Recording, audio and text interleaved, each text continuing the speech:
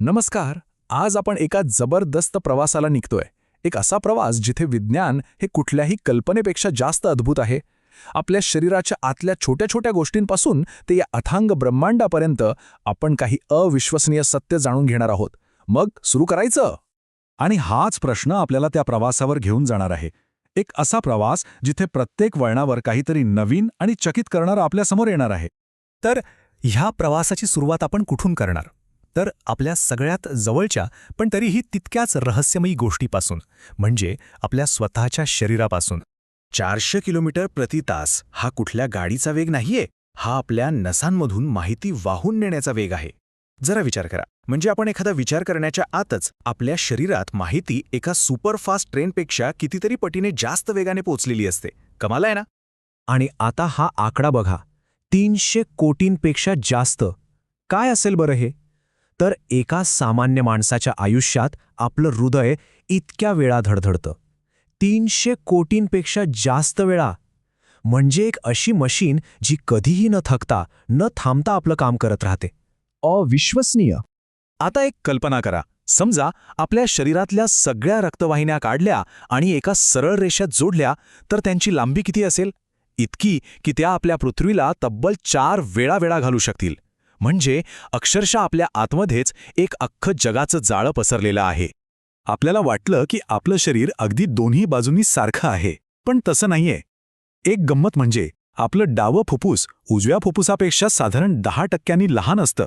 आणि याचं कारण हृदयाला जागा देण्यासाठी. म्हणजे बघा किती परफेक्ट डिझाईन आहे हे. आणि अजून काही गोष्टी ऐकल्यावर तर आपण थक्कच होऊ. आपले दात ते शार्कच्या दातांइतके मजबूत असतात. आपलं नाक ते तब्बल 1 ट्रिलियन म्हणजे 10 खर्व वेगवेगळे गंध ओळखू शकतं.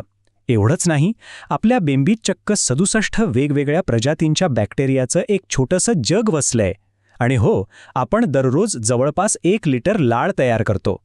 तर आपल्या शरीरातली ही अद्भुत दुनिया तर आपण पाहिली. आता जरा बाहेर येऊया आणि आपल्या ग्रहावर, या पृथ्वीवर नजर टाकूया. कारण इथे निसर्गातही अशीच काही जादू लपलेली आहे. आपल्या महाराष्ट्रातच एक असं आश्चर्य आहे, हरियल नावाचा पक्षी, जो आपला राज्यपक्षी आहे. याची खासियत काय माहितीये? हा पक्षी जमिनीवर कधीच पाय ठेवत नाही. आपलं अख्खं आयुष्य तो उंच झाडांवरच घालवतो. आहे की नाही कमाल गोष्ट? जरा डोळ्यासमोर आणा.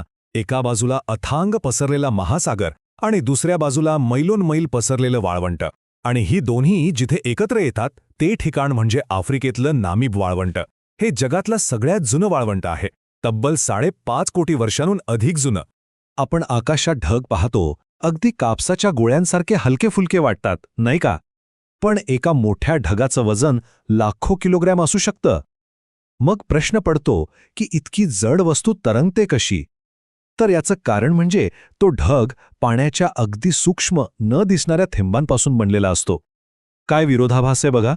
ओके, तर आपण शरीर पाहिलं, पृथ्वी पाहिली. आता अजून उंच झेप घ्यायची वेळ झाली आहे. चला, आपल्या सूर्यमालेच्या सफरीवर निघूया आणि तिथली काही थक्क करणारी रहस्य जाणून घेऊया. आता हे बघा, हे जरा विचित्र वाटेल, पण हे खरंय. शुक्र ग्रहावर एक दिवस हा एका वर्षापेक्षा मोठा असतो.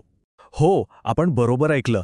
म्हणजे तिथे सूर्य उगवून मावळायला जेवढा वेळ लागतो, तो ग्रहाला सूर्याभोवती एक फेरी पूर्ण करण्याच्या वेळेपेक्षा जास्त आहे. कल्पनाच करवत नाही, नाही का? आपल्याला सूर्य किती लांब आहे याचा अंदाज येतो का? चला, एक सोपं उदाहरण घेऊ. समजा आपण आजच्या सगळ्यात वेगवान विमानात बसलो, ज्याचा वेग आहे ताशी 1000 किलोमीटर, आणि आपण सूर्याकडे जायला निघालो. किती वेळ लागेल? तब्बल 17 वर्ष फक्त पोहोचायला. यावरून आपल्या सूर्यमालेच्या विशालतेचा अंदाज येतो. आता शनिग्रहाबद्दलची ही गोष्ट तर एकदमच भन्नाट आहे. तो दिसायला इतका मोठा आणि भव्य आहे, पण त्याची घनता म्हणजे डेन्सिटी पाण्यापेक्षाही कमी आहे. सोप्या भाषेत सांगायचं तर, समजा आपल्याकडे एवढा मोठाच्या मोठा टब असता की त्यात शनिग्रह मावेल आणि आपण तो पाण्याने भरला असता, तर शनिग्रह चक्क त्या पाण्यावर तरंगला असता. आहे ना गंमत? सूर्यमाला तर झाली, पण आपला प्रवास इथेच थांबत नाहीये. आता आपण आपल्या सूर्यमालेच्याही बाहेर झेप घेणार आहोत, थेट आपल्या आकाशगंगेत, आणि त्याही पलीकडच्या अथांग विश्वात. आपण खूप नशीबवान आहोत, कारण आपली सूर्यमाला आपल्या आकाशगंगेत अगदी परफेक्ट ठिकाणी आहे. एका अशा सुरक्षित पट्ट्यात ज्याला गॅलेक्टिक हॅबिटेबल झोन म्हणतात. म्हणजे आपण आकाशगंगेच्या धोकादायक केंद्रापासूनही खूप लांब आहोत आणि तिच्या अगदी बाहेरही नाही. जीवसृष्टी निर्माण होण्यासाठी ही अगदी योग्य जागा आहे. 90 अब्ज किलोग्राम एवढं वजन कशाचं असेल? एखाद्या ग्रहाचं? नाही. हे वजन आहे एका न्यूट्रॉन ताऱ्याच्या, पण फक्त एका गोल्फ बॉल एवढ्या तुकड्याचं. म्हणजे विचार करा, एवढ्याशा तुकड्याचं वजन 90 अब्ज किलो. त्या ताऱ्याची घनता किती अविश्वसनीय असेल याची आपण कल्पनाही करू शकत नाही. आपल्याला वाटतं आपली आकाशगंगा खूप मोठी आहे, पण जरा हे चित्र बघा. आपली आकाशगंगा ही लॅनियाकेया नावाच्या एका प्रचंड मोठ्या सुपर क्लस्टरचा, म्हणजे आकाशगंगांच्या एका महासमूहाचा एक छोटासा, अगदी टिपकाभर भाग आहे. या समूहात आपल्यासारख्या लाखो आकाशगंगा आहेत. या विश्वाच्या भव्यतेपुढे आपण किती लहान आहोत याची जाणीव होते. तर शरीरापासून ते या सुपर क्लस्टरपर्यंत सगळीकडे एक प्रकारची सुव्यवस्था दिसते, एक रचना दिसते. आणि हे सगळं पाहिल्यावर मनात एक प्रश्न येतोच की हे सगळं केवळ एक अपघात आहे की यामागे काही ठोस नियम आहेत?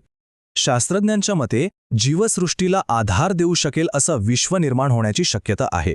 10च्या डोक्यावर 123 शून्य लावल्यावर जी संख्या येईल त्यापैकी फक्त 1 ही संख्या इतकी लहान आहे की आपण लिहूही शकत नाही. यावरून असं वाटतं की आपलं अस्तित्व हा निव्वळ योगायोग किंवा अपघात नाही, तर यामागे काहीतरी अचूक गणित जुळून आलेलं आहे. आणि हे गणित म्हणजे काय?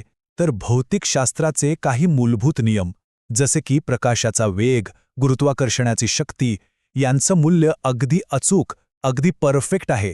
यातला एक जरी आकडा किंचित अगदी केसाएवढा जरी वेगळा असता तर ना अणू बनले असते, ना तारे, ना आपण. सगळं काही विस्कटून गेलं असतं. आणि मग हाच प्रश्न उरतो, जर विश्वाचे नियम अगदी थोडे जरी वेगळे असते तर आपलं अस्तित्व शक्य झालं असतं का? याच प्रश्नावर विचार करत आजचा हा अद्भुत प्रवास आपण इथेच संपवूया. आपलं अस्तित्व या विशाल ब्रह्मांडाच्या दृष्टीने किती दुर्मिळ आणि मूल्यवान आहे याची जाणीव करून देणारा हा प्रवास होता. धन्यवाद.